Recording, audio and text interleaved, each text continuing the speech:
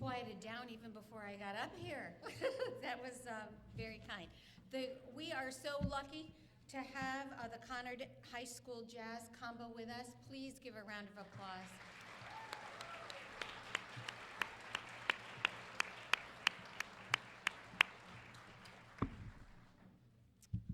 Good morning. I am Mayor Sherry Cantor.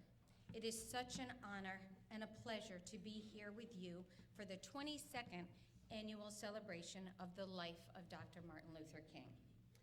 Let me introduce, first I want to introduce these very talented musicians from Conard High School. We have Charlie Youthjanot on flute and vocal, Jack Mello on saxophone, Alex Chernish on piano, Jared Reisner on bass, Xavier Blackwell-Lipkind on vibes, and Joel Runschurer, right? Runschurer? On drums. Let's give another round of applause.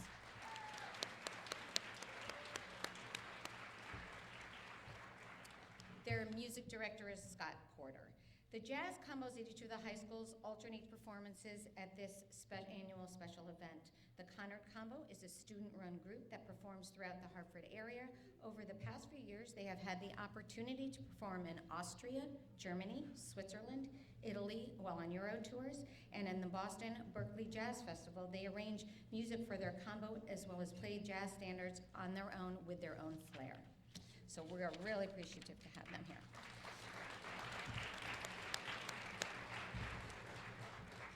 I guess I should have printed this a little bigger. I apologize. I'm struggling with it. For 22 years, West Hartford has been remembering the life and the legacy of Dr. King, a spiritual leader who has changed the course of American history. Since 1997, more than 1,000 West Hartford public school children have participated in this event with their school's choirs and jazz bands and as speakers. Today's celebration of Dr. Martin Luther King's life is a result of a dedicated group of people who meet throughout the year. They are Booker Devon and Janet Jackson of the West Hartford African American Social and Cultural Organizations. Please stand.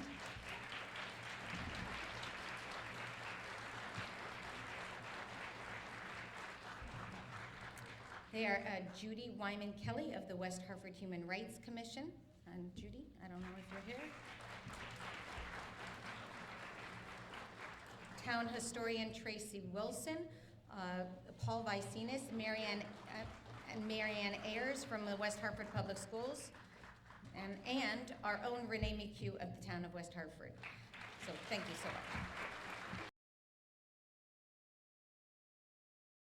To the Elmwood Senior, always the hardest job. We're very honored. I hear that we have Jan Davidoff, Ben Winograd, and Lam Sweeney. We'll give them. We have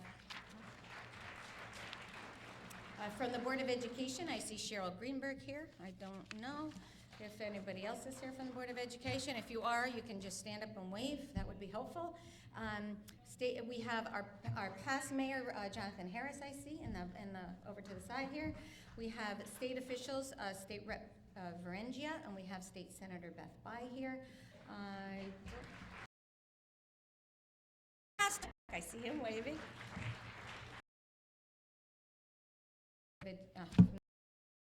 Wow. Anyway, raise your hand to say hi. I see some other.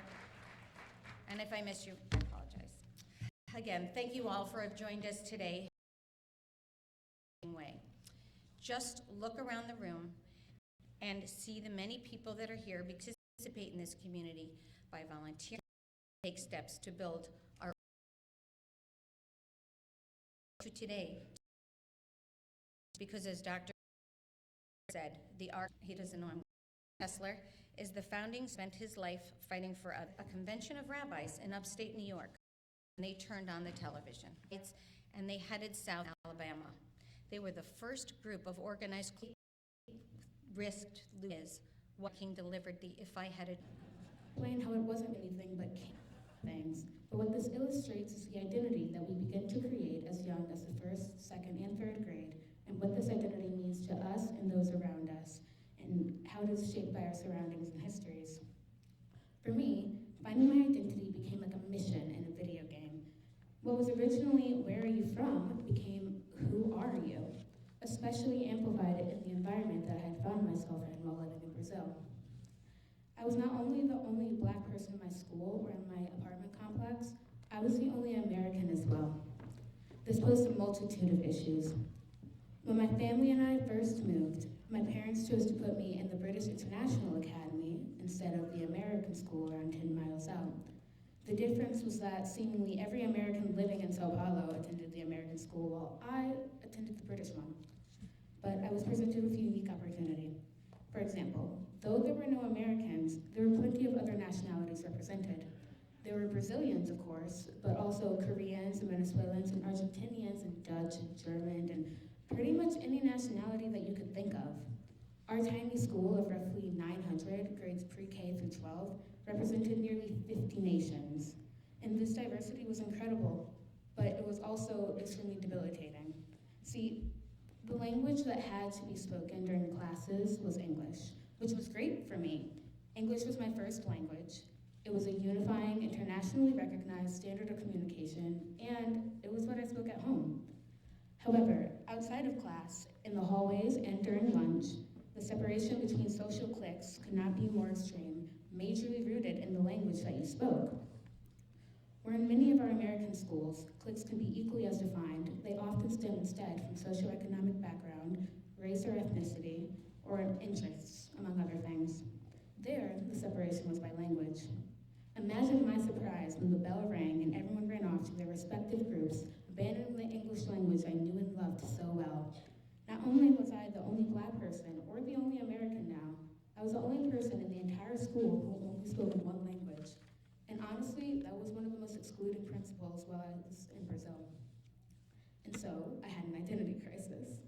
I was young, flailing, and speaking the most basic and arguably easiest language to learn. So I did what I had to do, what I was taught to do, and I adapted.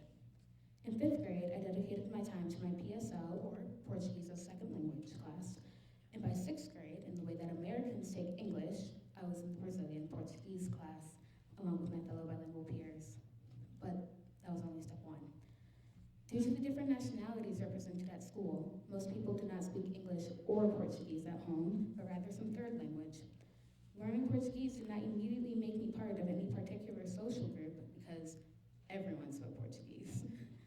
3 languages was the mark to really be able to fit in. So again, I did what I had to do, and this time I taught myself Spanish, and boom. Just like that, at the very least, I was able to understand a good percentage of my peers and have a connection with them as I spoke in my broken down Spanish. It was an incredible feeling, made even stronger when I realized that I had the capacity to, in 3 years, learn 2 languages, teaching myself one of them, and that realization propelled me to learn even more. And now I can proudly say that I speak 4 languages and understand 6. But what does any of this have to do? Thank you. But what does any of this have to do with Dr. King? Martin Luther King was one of the pioneers in the Black community, allowing people like me, decades later, to have the opportunity to prove their worth. But even more so, Dr. King allowed Black people to have an identity. Because what is an identity? It's something that you fight for. It's something that defines you. It's something that you hold with pride because it has evolved with you. Your identity is constantly changing, making it true to you. Dr. King and the Civil Rights Movement gave Black people an opportunity to remember that we all have an identity, one that we choose through the actions that we take, the interests that we hold, the people we love, and the things that we achieve. Dr. King helped us to remember that our history, though undeniably important, is not the entirety of our identity. That once a slave does not mean always a slave, but instead means learning how to never be a slave again.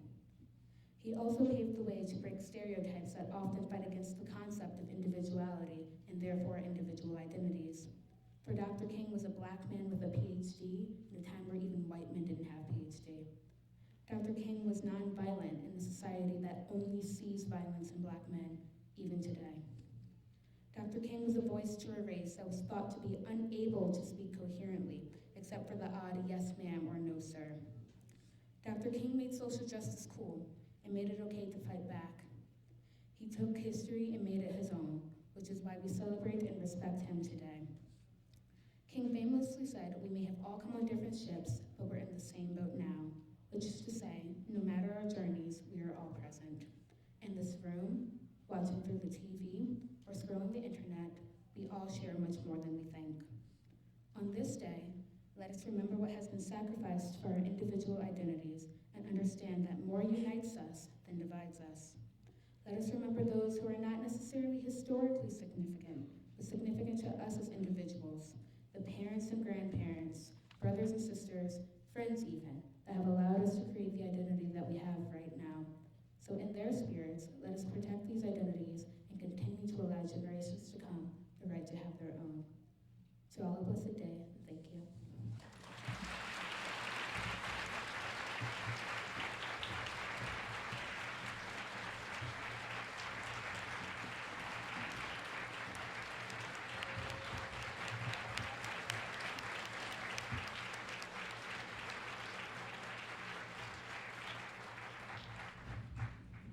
And now let's hear from Deanna Hightower of Hall High School.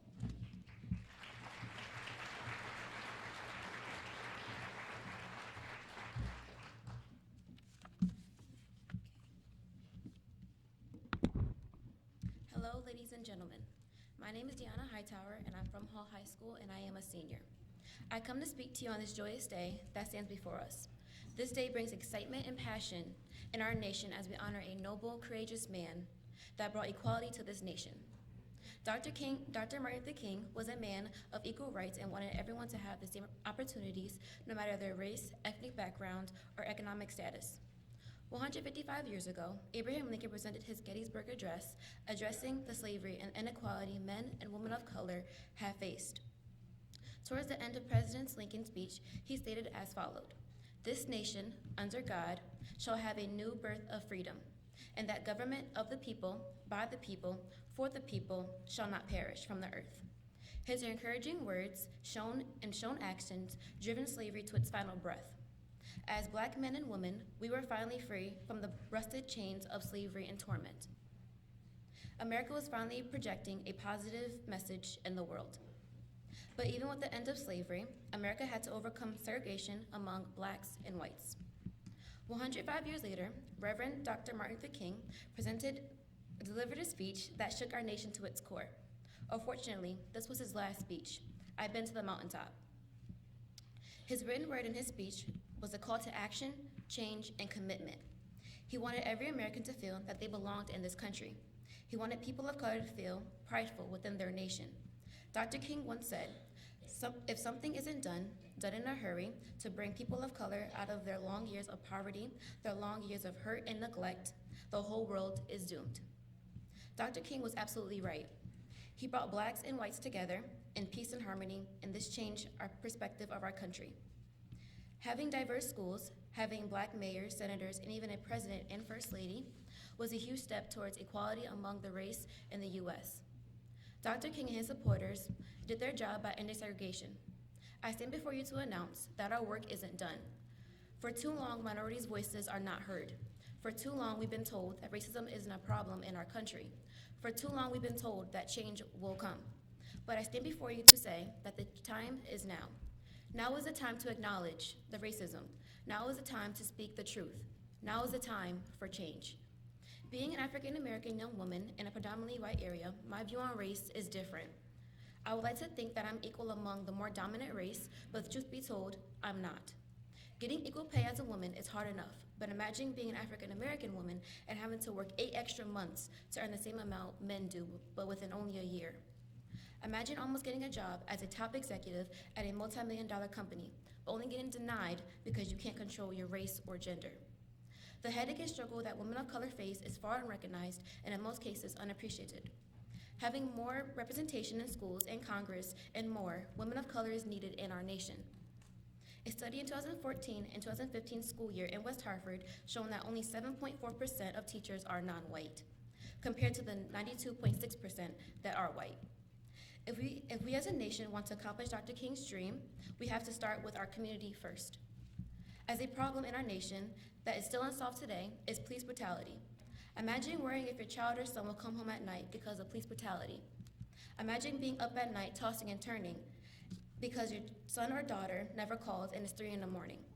Or even finding out your child was stopped by the police and your heart drops. Imagine if your child was shot because of the color of their skin. As a teenage girl, I can only imagine how parents of color feel. Heartbreaking and painful, I assume. As for many Americans across this world, this is a nightmare that they wish to never come true. But to other families, they are living this nightmare. Tanisha Anderson, 37, Yvette Smith, 47, Miriam Carey, 34, Shelley Frey, 27, Denisha Harris, 16, Melissa Williams, 30, Alyssa Thomas, 35, Chantel Davis, 23, Erika Boyd, 22, Sharice Franson, 29, Alana Stanley Jones, 7, Tarika Williams, 26, Katherine Johnston, 92, Roberta Spiel, 57, and Kendra James, 21. These 15 ladies are victims of police brutality. 15 souls lost due to violence. 15 families suffering and grieving over their lost daughters, mothers, grandmothers, wives, children, wives, sisters, and aunts. These ladies are more than just a number. They are more than just a statistic. They are more than just another face to add to the death count. A single human life should mean more than just caring for a couple days and forgetting. We need to acknowledge that police brutality towards people of color and to not discriminate against that minority. Abraham Lincoln's goal was to end slavery. Reverend Dr. Martin Luther King's goal was to stop the segregation and hate among blacks and whites. Our goal today, as I stand before you, is to act on discrimination and to not ignore the hateful acts being committed towards non-white Americans. Our goal may not be accomplished in 10 or 15 years, but small steps today will make a great leap in the future. Dr. King once said, "Injustice anywhere is injustice everywhere." Thank you.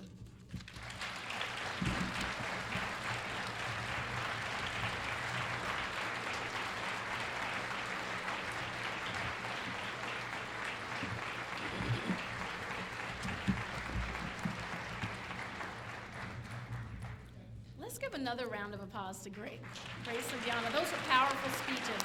Thank you. Thank you.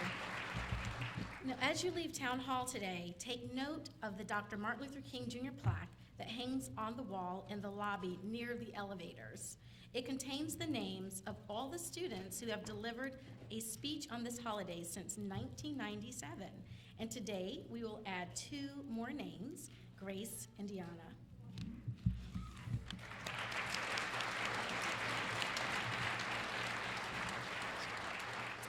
So I have been told that Senator Blumenthal has arrived, and if that's the case, we would like for him to come up and greet us at this time. There you are. Very nice to meet you.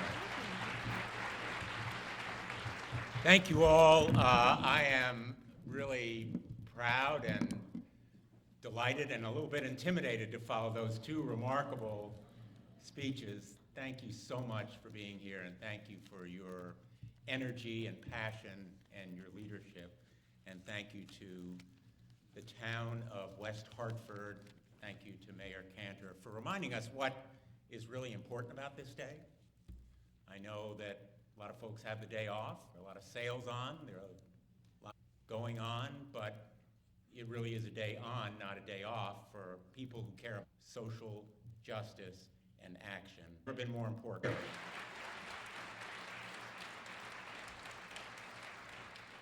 Because our democracy is so tested as a nation committed to freedom and equality.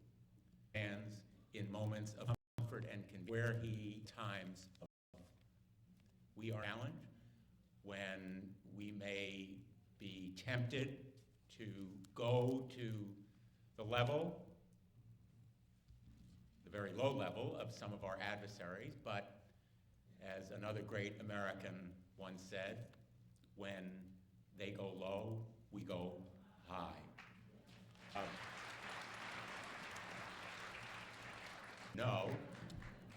And I know we're not supposed to be political today, but am I the only one in the room who misses Michelle and Barack Obama?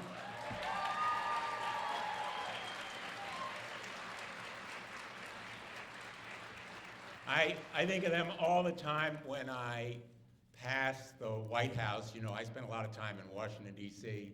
When I passed the White House, and my mother said to me, if you don't have something nice to say about someone, don't say anything.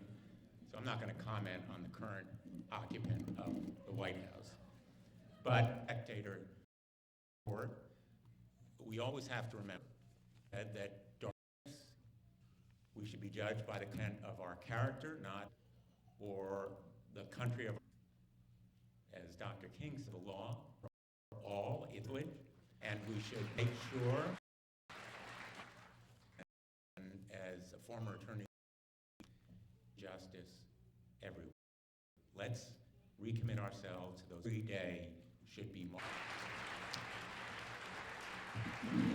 And now we have the middle school. Voices of Bristow is an auditioned group made up of select 7th and 8th grade singers who have performed at festivals and events along the East Coast. The ensemble sings a wide variety of vocal styles and has performed at several local venues, charities, and fundraisers. They are under the direction of choir director Giovanni Roche, and today they will be singing Ugu Tula, a traditional peace hymn.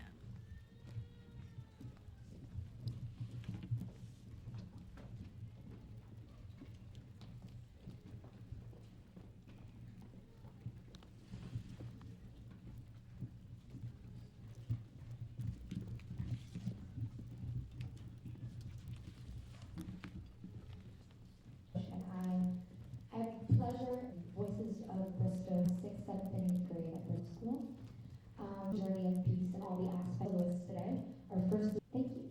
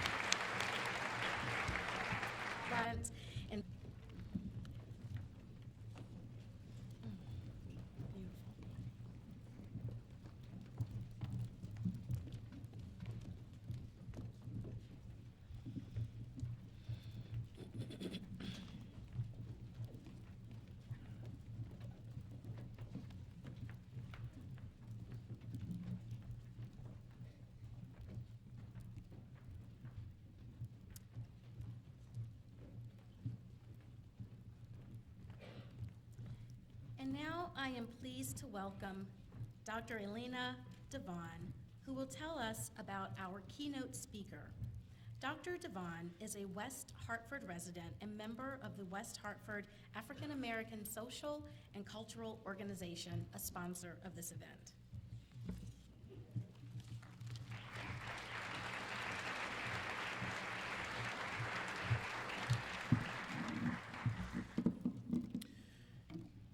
This year's keynote speaker is Roy Kojo Jawara Williams, or Jay for short, president of the Hartford Foundation for Public Giving.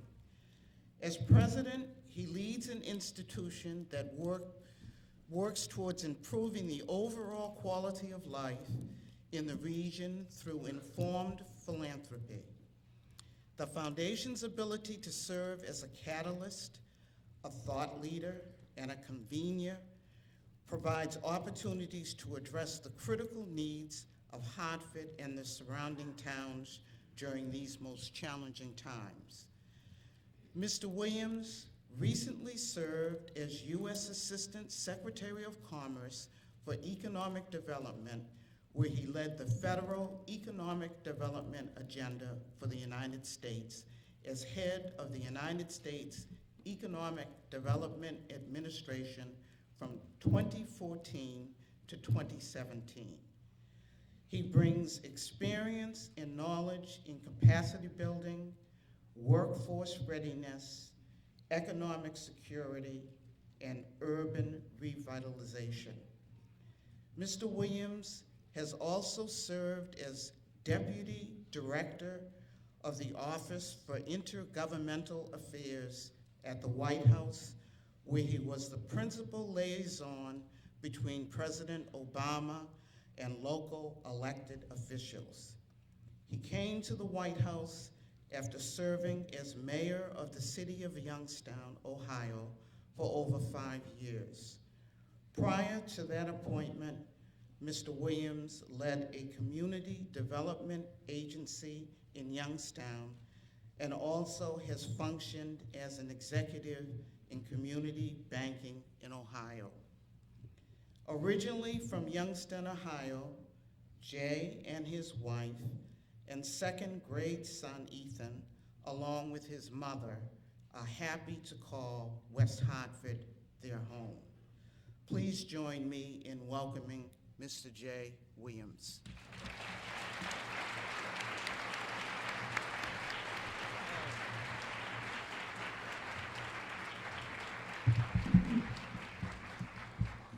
Good morning. Thank you, Dr. Devon, for that introduction. And I can't tell you how I'm impressed I am in terms of pronouncing my full legal name right on the first time, where I oftentimes struggle to explain to people how Jay was derived from Roy Kojo Jawara Williams.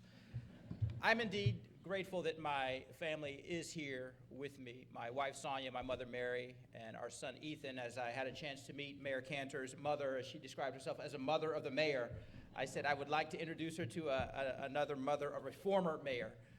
To be able to serve these capacities is not something that we take for granted and truly is attributable to the things that I'm sure, Mayor Cantor, you will attest to, that you learned and were taught by your mother and others growing up. About 45 minutes or so ago, as I was on my way in, I heard my name being called, and I turned around and saw Terry Schmidt, who is a friend of mine who I've gotten to know over the past few months that we've been here, and he ran up to me and gave me, I think what he well-intentionally thought was, just a little bit of insight and forewarning about what was going to happen today. And as he shared it with me, I said, "Oh, Terry, don't worry about it. I've had this occur to me throughout my public career, and it occurs to me at home on a regular basis." He said, "Jay, I just wanted to let you know that you're going to be upstaged by some of our high school students." And I said, "I got it. I fully expect to be upstaged by high school students. I am often upstaged by a second grader at home on various tasks. So it has been a humbling experience that you learn to just roll with." And he was absolutely right, because as I and we sat there and heard Grace talk about her experiences and the fact that she, if I heard her correctly, after learning Portuguese, she then subsequently taught herself Spanish. It was a humbling experience and an inspiring experience. And as we heard Deanna, who as a high school senior talked about a call to action for not only women of color, but all of us, because the trials and the things that have faced the communities of color for decades and generations are not eradicated here today. So I was fully prepared to be upstage, and I have humbled myself. And when you're the speaker that is toward the end of the program, you do your best to sort of just make sure you incorporate all of the things that they've said. So then Senator Blumenthal came, and I'm used to the Washingtonian elected officials, and you roll with that. But I did not also expect to be upstaged by the beautiful voices of Bristow, who absolutely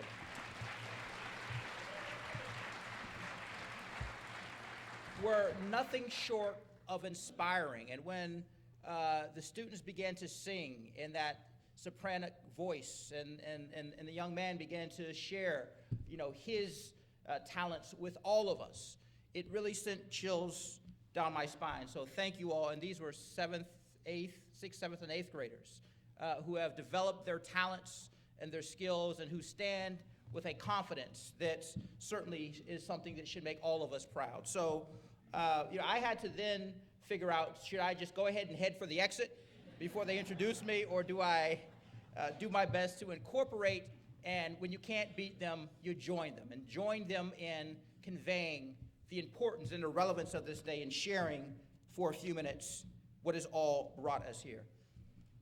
So the past 6 months has certainly been a journey for my family and I. It has been we have been warmly received in the greater Hartford community, the city of Hartford where our offices are, the town of West Hartford where we're currently calling home, and so many of the surrounding areas. From Youngstown, Ohio, where we spent the majority of our lives, to Washington, D.C., here to the greater Hartford region. I've said often that while we are new to the Hartford region, we are not new to the greater Hartford experience.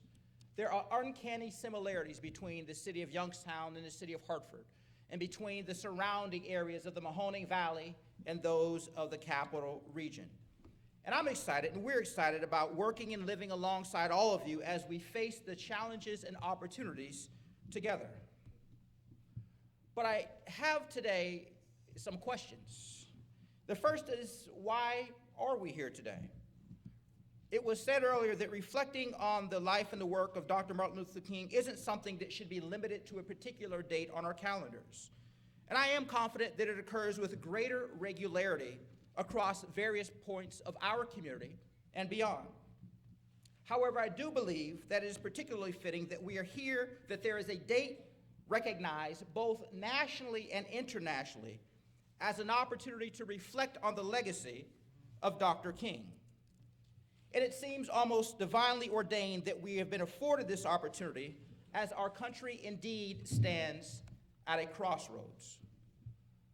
Now, considering the last 12 months and the course of events that have transpired, we could all be forgiven for becoming both distracted and cynical of the sensationalized 24-hour, 7-day-a-week hyperbole that has dominated so much of the landscape. It is tempting to dismiss the last year as the usual, if not more prolonged and pronounced, political bickering that has become an unfortunate part of our democratic process, but it has existed since the formation of our country. However, I would suggest this morning that perhaps our current national ideological discourse is something more. The words of Dr. King, spoken decades ago, seem even more present when we recall his warning that nothing in all the world is more dangerous than sincere ignorance and conscientious stupidity. It feels that we may indeed be at a seminal crossroads of challenge and controversy, as we heard from Senator Blumenthal. We may indeed be living in a period that history may well define as significantly as other pivotal events reflected in the monuments and museums that adorn our nation's capital. We heard the words earlier from Senator Blumenthal that the ultimate measure of a man is not where he stands in moments of comfort and convenience, but where he stands in times of challenge and controversy. And we understand that when we talk about man, we're talking about mankind. So I have another question for all of us this morning. Where will we stand? It matters not whether you identify as a liberal or progressive or a conservative. It's irrelevant whether you are a regular practitioner of faith, believe in a higher power, or classify as an atheist or an agnostic. Your immigration status, your socioeconomic level, your race, your creed, your color, your gender orientation, your zip code, your net worth, or your educational attainment have absolutely no bearing on how we might answer this question. This is not a political question.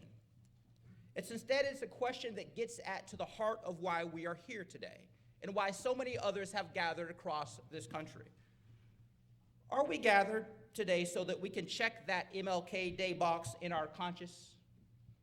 Is it so that we can feel comfortable that we've done something other than take a day off of work or school?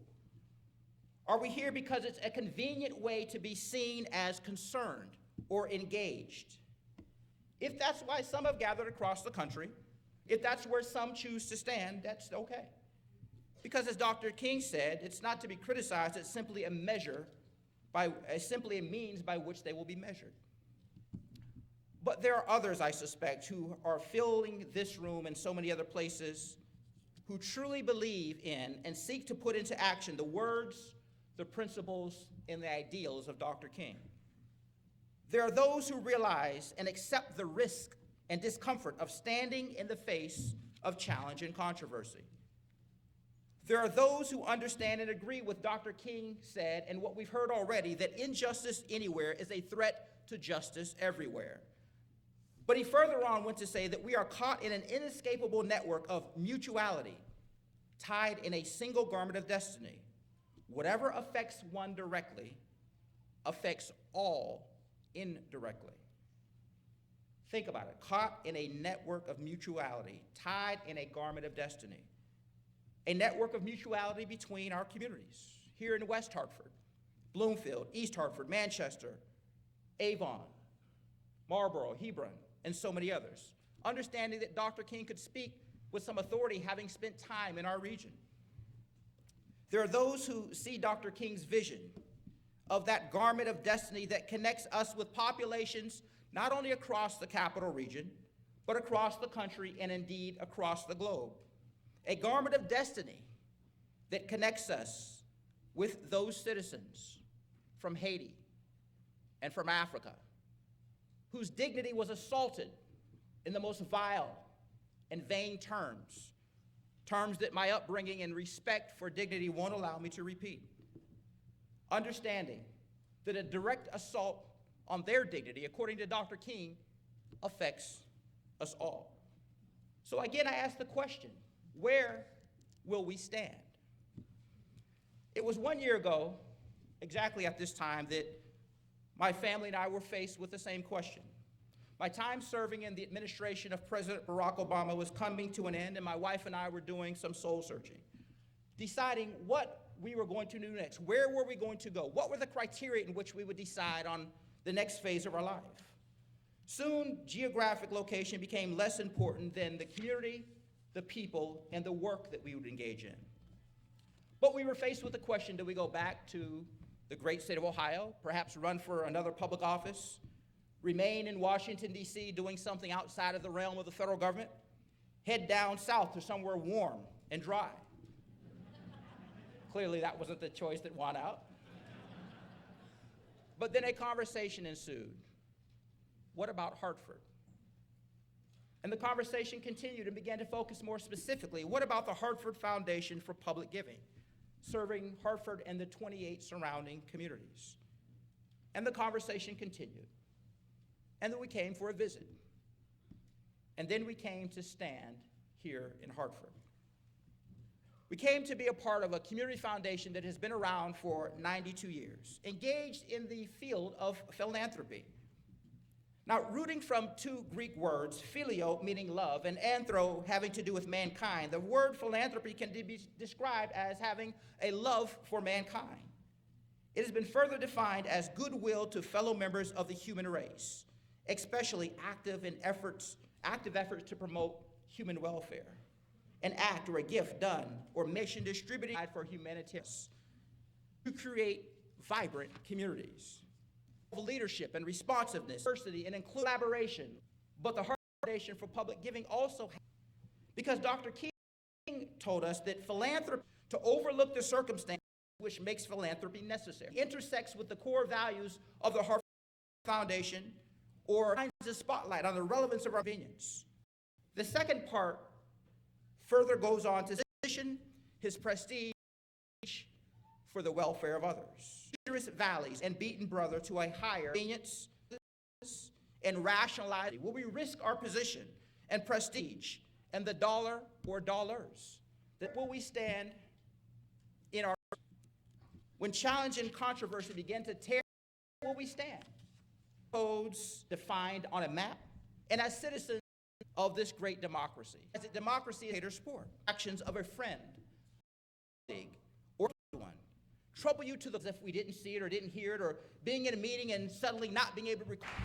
And songs from on race, equity, steps that build on the message address the question, where do you stand?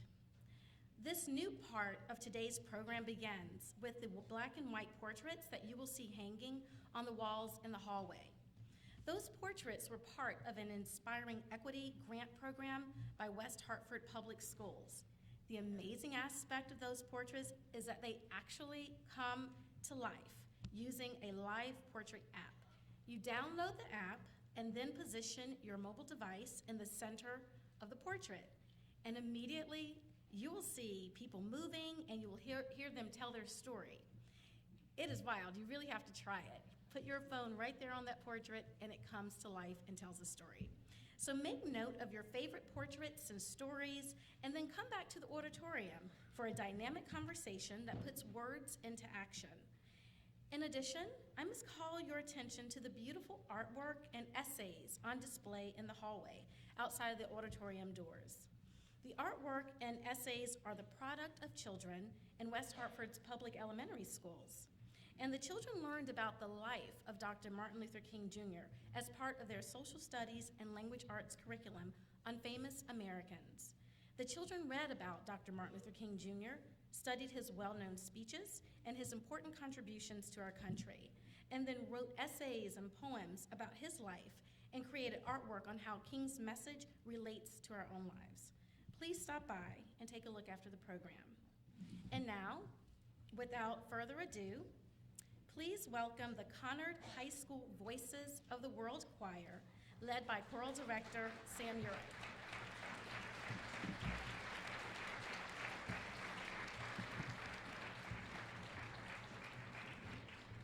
Voices of the World is one of several choirs at Conard High School.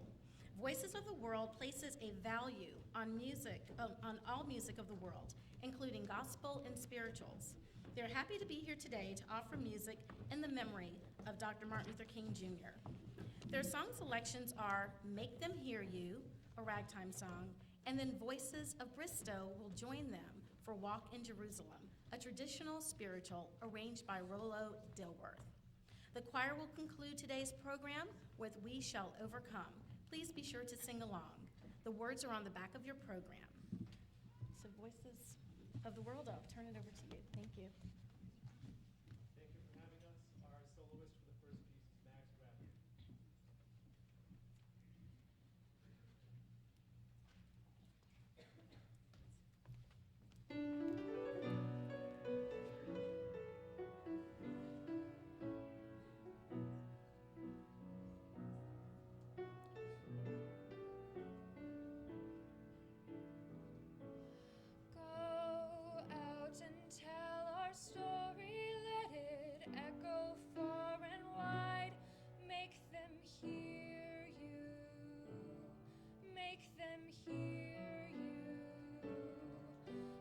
Justice was our battle and how justice was denied.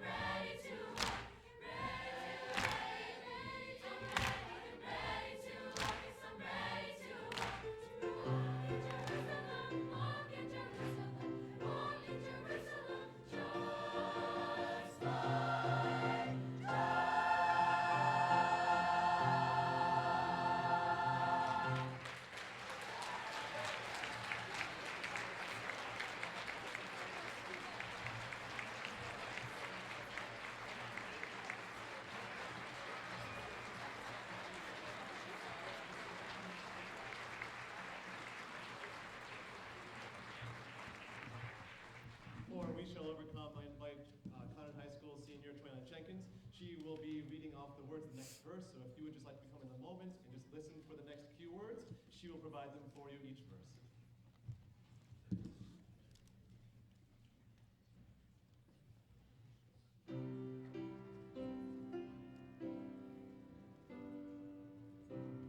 We shall overcome.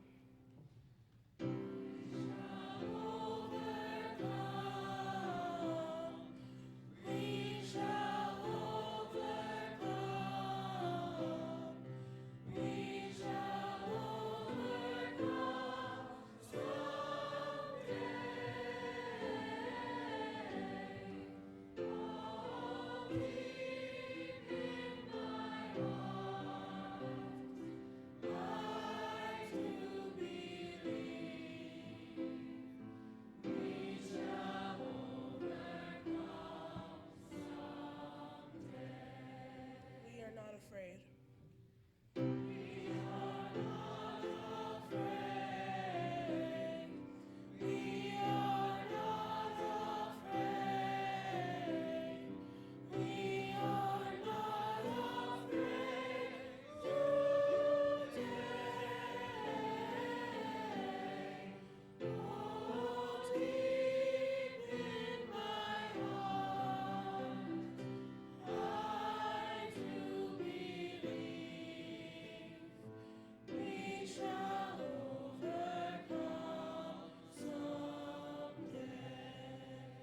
We shall stand together.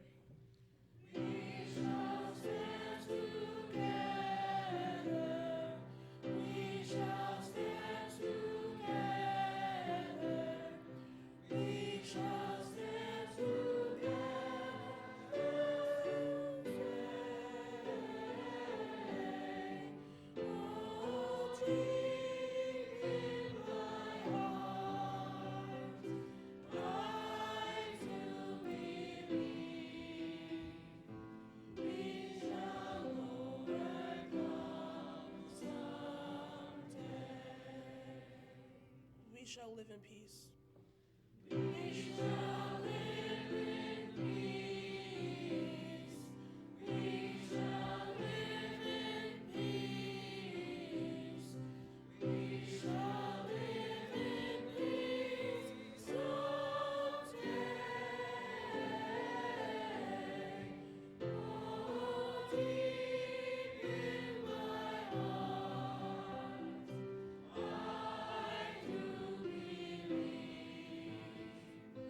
We shall overcome someday. We shall all be free.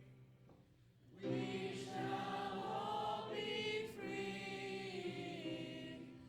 We shall all be free. We shall all be free someday. Oh, deep in my heart, I do believe we shall overcome someday.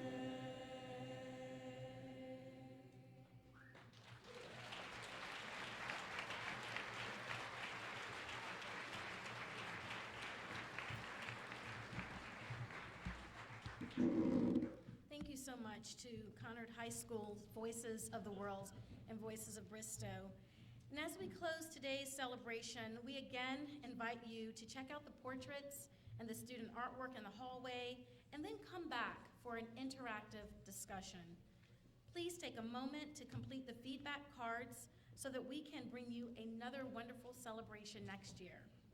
You may drop the card into the box on the refreshment table, and please help yourself to juice, coffee, and pastry compliments of Elmwood Senior Center. Thank you so much for coming. It's been a wonderful program, and I'll see you next year.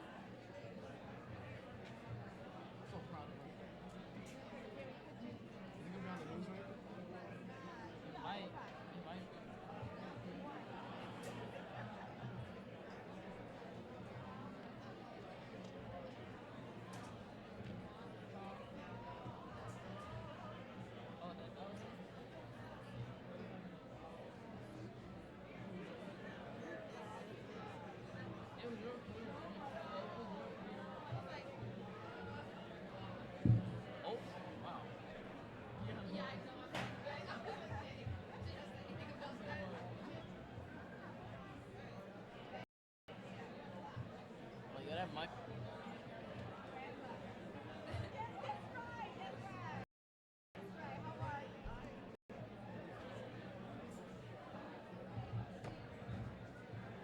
It's Mike Steak.